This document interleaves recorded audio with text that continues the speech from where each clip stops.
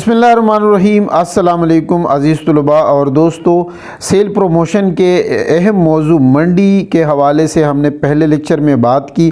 आज के लेक्चर में भी हम मंडी के हवाले से मज़ीद बात करेंगे कि मंडियों का क़याम क्या होता है, इसके अक़साम क्या है, इस हवाले से हम बात करेंगे। आज की वीडियो में हम आपको ये भी बताएंगे कि मंडियाँ बिलिहाज़ वक़्त से क्या मुराद होती है, मंडियाँ बिलिहाज़ नोइयत अशिया से क्या मुराद है।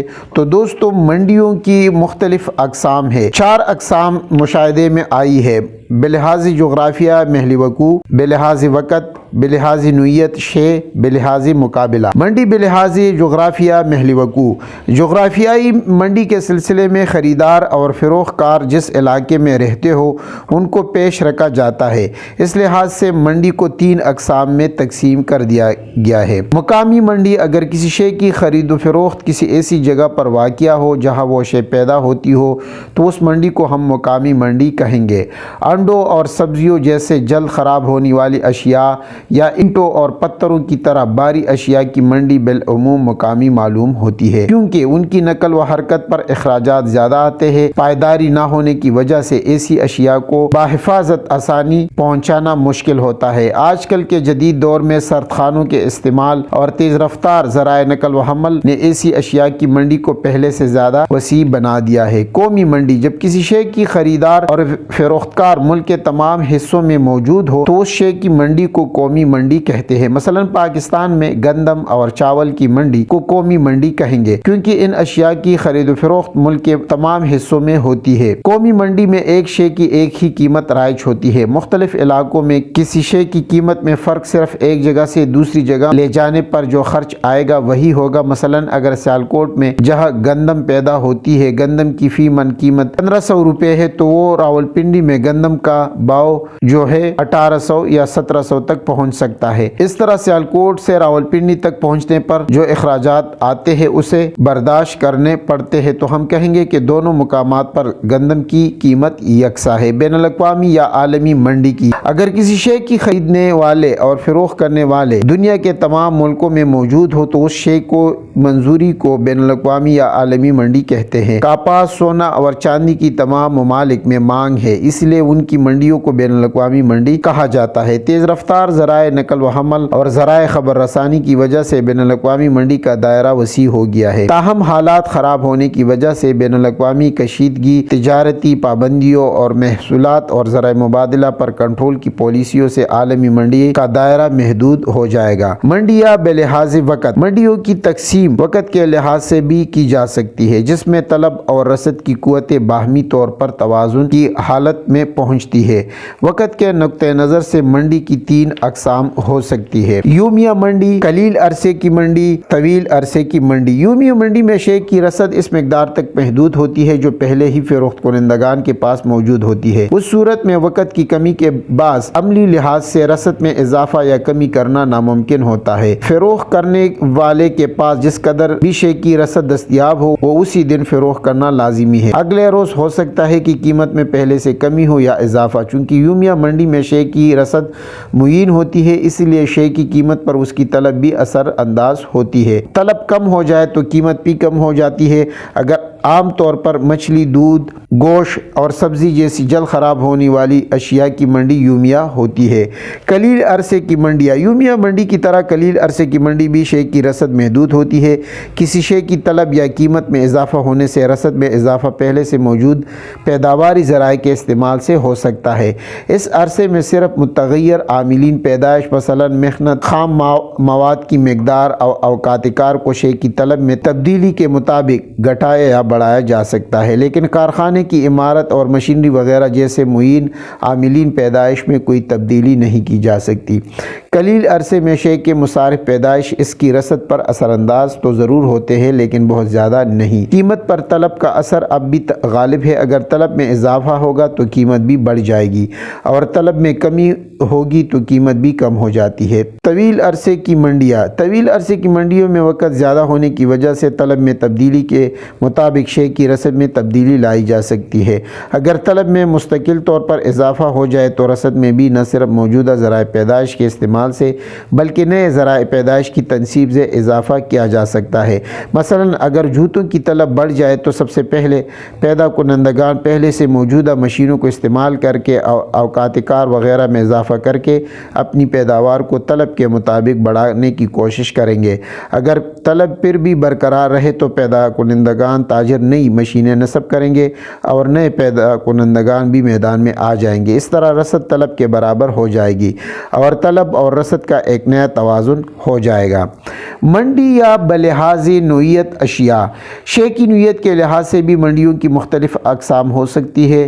عمومی منڈیاں، محسوس منڈیاں، نمونے کے ذریعے فروخت کی منڈیاں، درجہ بندی کے ذریعے فروخت کی منڈیاں۔ منڈی بلحاظ مقابلہ، تجارتی نقطہ نگاہ سے مقابلے سے مراد خریداروں اور فروخت کاروں کے درمیان سودا بازی کا عمل ہے۔ مقابلے کے اعتبار سے منڈی کی عموماً دو اقسام ہے: مکمل منڈیاں، نامکمل منڈیاں۔ مکمل منڈیوں سے مراد ایسی منڈی ہے جس میں مکمل مقابلہ رائج ہو۔ مکمل مقابلے میں خریدار اور فروخت کار ایک دوسرے سے بڑھ چڑھ کر بولی دینے میں آزاد ہوتے ہیں، جس کے نتیجے میں منڈی میں ایک شے کی ایک اور صرف ایک ہی قیمت رائج ہوتی ہے۔ نامکمل منڈیاں سے مراد وہ منڈیاں ہیں جس میں مکمل مقابلے کی خصوصیات پائی جاتی ہے۔ نامکمل منڈی میں ایک ہی شے کی ایک سے زائد قیمت رائج ہوتی ہے۔ مقابلہ بلحاظ درجہ مسابقت، قارئین کی یاد دہانی کے لیے یہاں میں آپ کو بتاتا چلوں کہ منڈی کی جو اقسام بلحاظ جغرافیائی، محلی وقوع، وقت، شے کی نوعیت وغیرہ کا مطالعہ ہم نے آپ کو بتایا ہے۔ یہاں ہم درجہ بندی کے لحاظ سے منڈی کے حالات کا جائزہ پیش کیا جائے گا۔ درجہ مسابقت کی دو صورتیں سامنے آتی ہے: منڈی میں مقابلے کے حالات پائے جائیں گے یا نامکمل مقابلے کے۔ مکمل مقابلے میں کچھ شرائط کا پانا ضروری ہے: خریدار اور فروخت کار کا کثیر تعداد میں موجود ہونا، یعنی مکمل مقابلے کی صورت میں منڈی میں ایک شے کو خریدنے اور بیچنے والے کثیر تعداد میں موجود ہوتے ہیں۔ فروخت کار اپنے ذخیرہ کا قلیل حصہ فروخت کے لیے پیش کرتا ہے اور خریدار بھی اسی قلیل حصے کو خرید کے لیے منتخب کرتا ہے۔ نتیجتاً کوئی شخص بھی انفرادی طور پر شے کی قیمت پر اثر انداز نہیں ہوتا۔ اشیاء کی یکسانیت، جب اشیاء میں اکائیوں، رنگ و شکل اور علاقائی اعتبار سے یکسانیت پائی جائے تو منڈی اشیاء کی یکسانیت پر دلالت کرتی ہے۔ اس طرح ان اشیاء یا اکائی کی قیمت پر فروخت کار کے ہاں برابر ہوگی۔ معلومات سے مکمل آگاہی، خریدار اور فروخت کار دونوں منڈی کے حالات سے پوری طرح آگاہ ہوتے ہیں۔ خریدار یہ بات جانتا ہے کہ ایک چیز کو کس شرح پر خریدا جا سکتا ہے اور فروخت کار بھی اس عنصر سے باخبر ہوتا ہے کہ وہی چیز مختلف مقامات پر کس نرخ سے فروخت ہو رہی ہوگی۔ اشیاء کی قیمت میں اگر کوئی معمولی سا فرق نظر آئے گا تو وہ اخراجات برادری کا ہو سکتا ہے، جو اشیاء کی پیدائش کی جگہ اور منڈی کے وجود کی جگہ کے فاصلے پر دلالت کرتا ہے۔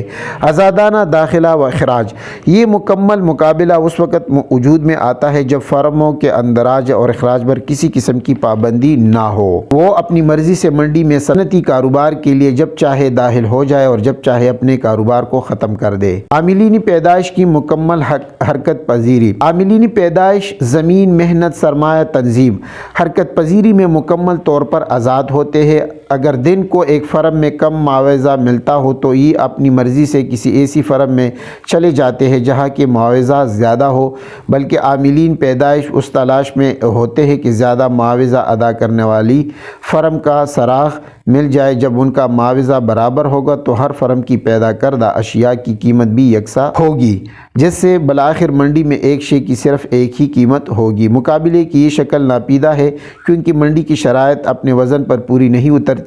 ہاں کسی چھوٹے سے گاؤں میں زرعی اجناس کی خرید و فروخت کا سلسلہ اس مقابلے کا حامل ہو سکتا ہے۔ نامکمل مقابلہ، منڈی کی وہ حالت نامکمل مقابلے کے شمار میں آئے گا جس میں مکمل مقابلے کی درشدہ خصوصیات ناپیدہ ہو۔ نامکمل مقابلہ اہم ترین شکل یہ ہوگی کہ اس میں ایک ہی شے کی مختلف قیمتیں منظر عام پر آئے گی۔ اس طرح نامکمل مقابلے کی کچھ اہم شکلیں ہمارے سامنے آتی ہے۔ واحد، اجارہ داری۔ اجارہ داری اصل مکمل مقابلے کی ضد ہے۔ منڈی کی ایسی حالات سامنے آئے گی جس میں ایک ہی فرم پر اشیاء مہیا کرنے کی ذمہ داری عائد ہوتی ہے۔ پیداوار کی تمام اکائیاں ہم جنس ہوں گی اور منڈی میں اس پیدائش کا کوئی نعم البدل بھی نہیں ہوگا۔ اس طرح اجارہ دار کو شے پر مکمل کنٹرول حاصل ہوتا ہے۔ وہ شے کی مقدار کو بڑھا کر قیمت میں کمی کر سکتا ہے یا رسد کو کم کر کے قیمت کو بڑھا بھی سکتا ہے۔ عموماً دیکھنے میں آتا ہے کہ اجارہ دار کے کسی شے پر اثر انداز ہونے والے اختیارات لامحدود نہیں ہوتے، کیونکہ اجارہ دار کا مقصد زیادہ سے زیادہ نفع کمانا ہے۔ گاہکوں کی طلب کا عنصر بھی اس کے سامنے ہوتا ہے۔ جب گاہک کی طلب میں لچک ہو تو طلب زیادہ ہونے پر اگر وہ اشیاء کی قیمت کم بھی مقرر کر دے تو پھر بھی زیادہ نفع کما سکتا ہے۔ اگر طلب میں لچک نسبتاً کم ہو تو اجارہ دار یقیناً رسد کو کم کر کے قیمت میں اضافہ کر دے گا۔ خالص اجارہ داری کا وجود کم ہی نظر آتا ہے، لیکن تجارتی نقطہ نظر سے اس کی بڑی اہمیت حاصل ہے۔ سرمایہ کاری میں اضافہ۔ اجارہ داری میں سرمایہ کاری کے امکانات روشن ہوتے ہیں، کیونکہ اس سے مصارف پیدائش کم ہو جاتے ہیں، نفع زیادہ سے زیادہ متوقع ہوتا ہے، کاروبار کا وسیع ہونا بھی نتیجہ خیز ہوتے ہیں۔ قیمتوں میں استحکام۔ قیمتوں کے اتار چڑھاؤ کے امکانات بہت ہی کم ہوتے ہیں، کیونکہ اجارہ دار عوام کے رجحان کے پیش نظر طلب و رسد میں توازن قائم کر لیتا ہے۔ اجارہ دارانہ مقابلہ۔ جب اشیاء پیدا کرنے والے لاتعداد فرم میں ہو اور ان کی اشیاء میں ان کی نعم البدل ہونے کی جھلک نظر نہ آتی ہو اور محض قریبی نعم البدل ہو، اس میں ہر فرم گاہکوں کی کشش کے لیے دیدہ زیب قسم کے اشتہارات اور دیگر تجارتی ہتھ کنڈے استعمال کرتے ہیں تاکہ ناظرین کو اپنی اشیاء کے اچھا ہونے کا تاثر دے سکے۔ اجارہ دارانہ مقابلے کے اس عمل کو تفاوت پیداوار کے نام سے پکارا جاتا ہے۔ اشیاء کو مشتہر کرنے کے سلسلے میں پیداکار اپنے گرد گاہکوں کا ایک حلقہ قائم کر لیتا ہے۔ اس بنا پر قطع نظر قیمت کے بعض لوگ محسوس فرموں کی بنائی ہوئی اشیاء خریدنے پر ترجیح دیتے ہیں۔ اس طرح ایک اعتبار سے ان مستقل گاہکوں کی حد تک ہر فرم کو اپنے خالص دائرہ اثر میں اجارہ داری حاصل ہوتی ہے۔ اجارہ داری کی اقسام کی اگر بات کریں تو قدرتی اجارہ داری بعض اشیاء محسوس ملکوں کو قدرت کا عطیہ ہوتی ہے، جیسے بنگلہ دیش کا پٹسن پیدا کرنے میں ایک واحد ملک ہے۔ اس طرح تحقیق و تجربہ کسی فرم کی ترقی کے لیے اس کے اندر شعبہ تحقیق و تجربہ کا قیام ضروری ہے۔ اجارہ دار کے پاس کثیر وسائل ہوتے ہیں جن کی موجودگی سے فائدہ اٹھاتے ہوئے تحقیق و تجربے کی طرف خصوصی توجہ دیتا ہے۔ اس کے نتیجے میں نئی ایجادات کا ظہور ہو جاتا ہے۔ یہ ایک نہ ختم ہونے والا سلسلہ بن جاتا ہے جس سے فرم ترقی کی راہیں کرتی ہے۔ مفاد عامہ کے لیے موضوعیت۔ بعض دفعہ اجارہ داری خود وجود میں لائی جاتی ہے، جیسے مفاد عامہ کے لیے وابڈہ بجلی تقسیم کرتی ہے۔ اس کی کچھ خامیاں بھی ہے۔ اجارہ داری کی معاشی ترقی میں یہ رکاوٹ بن جاتی ہے۔ مثلاً اجارہ داری کی تمام تر توجہ زیادہ سے زیادہ منافع کمانے پر مرکوز ہوتی ہے۔ اس مقصد کو حاصل کرنے کے لیے وہ کسی شے کی رسد کم کر کے قیمت بڑھا دیتا ہے، کیونکہ صارفین کی طلب میں بدستور زیادہ ہوتی رہتی ہے۔ اس طرح وہ زیادہ نفع کمانے کے قابل ہو جاتا ہے۔ اس کی مثال ہم چینی کی لیتے ہیں۔ جس طرح ملک میں چینی زیادہ ہوتی ہے، لیکن جو چینی ملز مالکان ہیں ان کی وہ رسد جو ہے مارکیٹ کو وہ کم سپلائی کر دیتے ہیں، طلب زیادہ ہوتی ہے تو اس سے قیمت جو ہے وہ بڑھ جاتی ہے۔ وہ چینی جو ہے گوداموں میں رکھتے ہیں، اپنے پاس ذخیرہ کرتے ہیں، مارکیٹ کی جو ہے سپلائی کم کرتے ہیں تو اس سے قیمت جو ہے وہ بڑھ جاتی ہے۔ دولت کا ارتقاء۔